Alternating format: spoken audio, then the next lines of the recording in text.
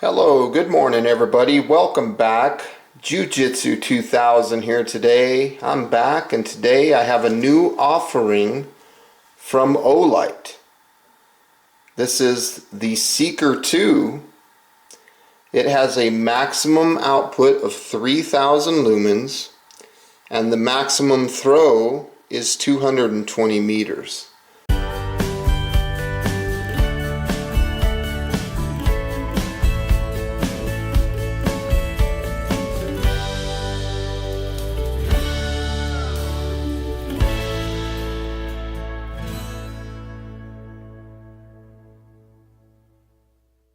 I'm very excited about this new offering. As you can see, it looks very familiar to the Seeker 2 Pro.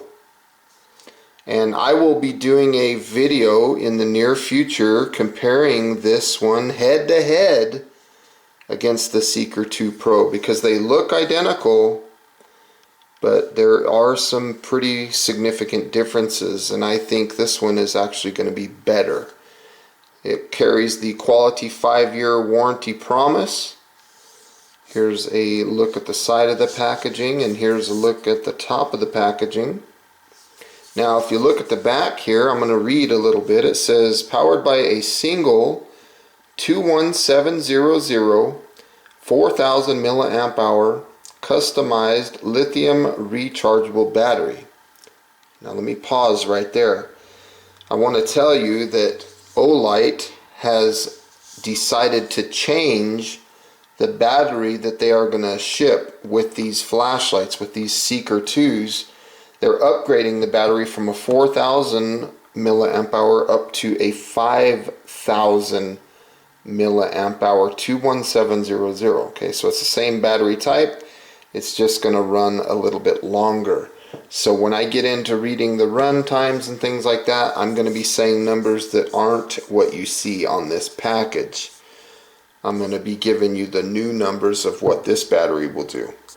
Okay, so it says, let's go back, the Seeker 2 delivers a maximum output of 3000 lumens. Now when it comes to the new battery, the battery is not going to change anything as far as the lumen levels, but what it will change is the run times. Okay, it says it features a large side switch located near the head of the light for comfortable thumb oriented operation. The indicator built into the center of the switch clearly displays the remaining battery power in real time. The contoured grooves on the surface of the aluminum alloy body is designed to provide a comfortable, non-slip grip. Compatible with most USB power sources, the magnetic charging cable is convenient to use, making the Seeker 2 a perfect illumination tool to be used at home, outdoors, or on duty. Now again, delivers a maximum output of 3000 lumens and a beam distance of 220 meters. And this next stat's going to change. Powered by a 5000 milliamp hour 21700 customized lithium ion rechargeable battery, its maximum runtime will last more than 15 days is what the new battery will provide on moonlight mode. Okay, visual display indicator located in the center of the switch to clearly display the battery level indicator in real time. Okay, so this light has a moonlight mode of 5 lumens, which will last for 15 days with the new battery. And then on low, it'll go for 50 lumens for 72 hours, not 50 hours. Medium is going to be 300 lumens for 13 hours. Okay, and then on high, we're going to go to 1200 lumens. That's going to last for 110 minutes. Then it's going to drop down to 600 lumens for an additional 50 minutes. Okay, so the run times are quite a bit different with the better battery. And then of course on turbo we have 3000 lumens for 3 minutes, and then it'll scale itself down to 600 lumens for an additional 155 minutes. Now that's going to be 2.58 hours of runtime. Now if you look at the throw, moonlight mode throws about 10 meters. Low is 28 meters of throw, medium is 68 meters of throw, high 135 meters, and then on turbo 220 meters of throw. And then over here on the far right you have the candela ratings of moonlight mode. 25 candela, low is 190 candela, medium is 1150 candela, high is 4550 candela, and then of course turbo 12,100 candela. None of the lumens or candelas or the distance of throw will change with the battery. The only thing that's going to change with the better battery are the run times. Now this flashlight is IPX8 waterproof, meaning that it can go completely underwater. You can take it snorkeling with you for down to 2 meters of underwater. And then it's impact resistant down to 1.5 meters. The dimensions of the light, 4.96 inches by 1.38 inches at the head. And then if you want to do it in the metric system, it's 126 millimeters by 35 millimeters. Now the weight of the light, including the battery, is 6.53 ounces or 185 grams, and that includes the battery. Now in this package you will receive the flashlight with the 5,000 milliamp hour battery. You will also receive the magnetic charging cable, the lanyard, and a user's manual. Now right there you can see Olight's contact information, so if you want to reach out to Olight, there is their information. Feel free to reach out to them. And without further ado, let's go ahead and open this package. Now the box has a really nice magnet feature. I think that's pretty cool. They put a lot of time and effort into quality packaging. And it says Olight, simply powerful. Model Seeker 2. Congratulations on your new Olight Seeker 2. Make sure that you take the insulation film out so that the battery will come in contact with the tail cap switch. Then you can charge the light and use it. And then it talks about the MCC1A magnetic charging cable. So it's basically going to turn red when it's charging and then green when it's finished. Just like all the other magnetic charging cables that we see on Olights. Okay, so here we go. First thing that you see is the flashlight itself. Let's get a first look at that. Boy, that is a beautiful light. Some of the differences that you'll see right off the bat is it is not a shiny, semi-gloss kind of finish. This is a matte or a flat, maybe an eggshell type look. So it's really nice. It does not have any rubber overmolding like the Seeker 2 Pro has. And it does not have the battery level indicators over here or the brightness level indicators over here. But in the center of the switch, if I can get this camera to zoom, you will see a little dot right there. You see that little dot right in the center of the switch? That is your battery level indicator on this light. Come on, let's focus there, camera. Okay, that's your battery level indicator. There is the magnetic tail cap charging portion. But this is a beautiful light. It's got the TIR optic lens.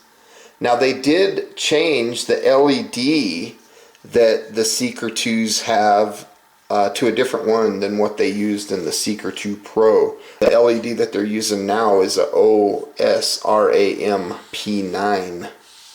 So if you take off the magnetic tail cap, we see the insulation film. Okay, so we'll take that out.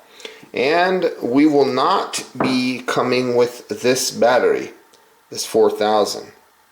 Okay, it's going to be coming with the 5000.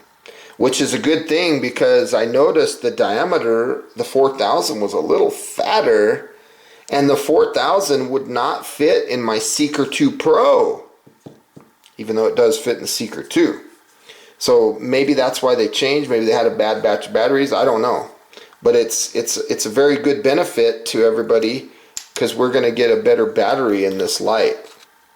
Now when you put the battery in, you notice I put the negative inside the battery tube, and the positive is sticking out, and the tail cap screws on just like that. And there's an O-ring right here by my finger, and when you close this tail cap, it goes over that O-ring, and that's how you establish that IPX8 waterproof standard. Okay, so it's very cool. Let's take a look and see what else comes in the package. Right here, we have a magnetic charging cable, we have a lanyard, and a user's manual in this little box. So there is, whoop, everything fell out. There's nothing left in the box. So there is our standard MCC1. That's our magnetic charging cable. And it has USB 2 right here. So you can plug this into your laptop computer, your battery bank, your solar panel, your wall outlet, your car, all kinds of things. And you can charge this light. Again, right here on this clear portion, it'll turn red when the light's charging and green when it's finished. So that's pretty cool.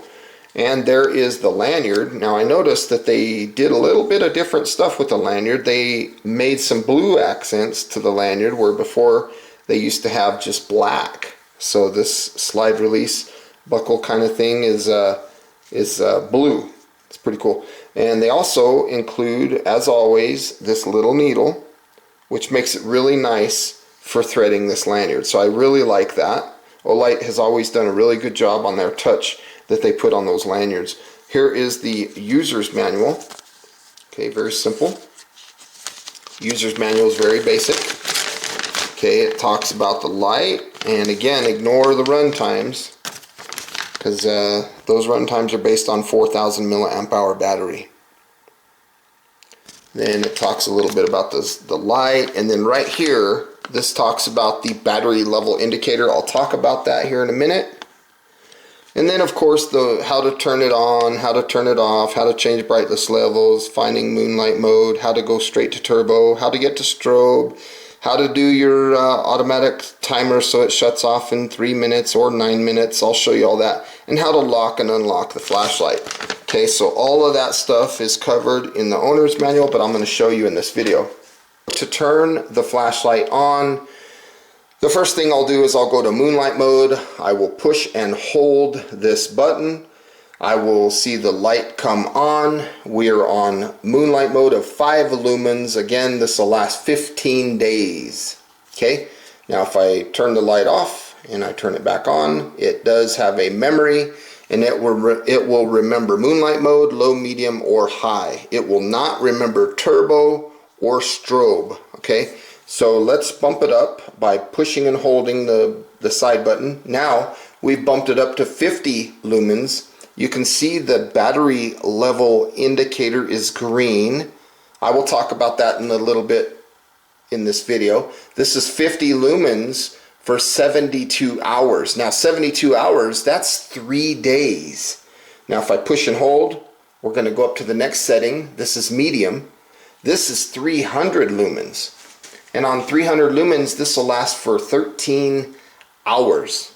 That's pretty crazy. If I push and hold a little more, we'll jump up to high. This is 1200 lumens for 110 minutes. And just if you were curious how long 110 minutes is, that's 1.83 hours.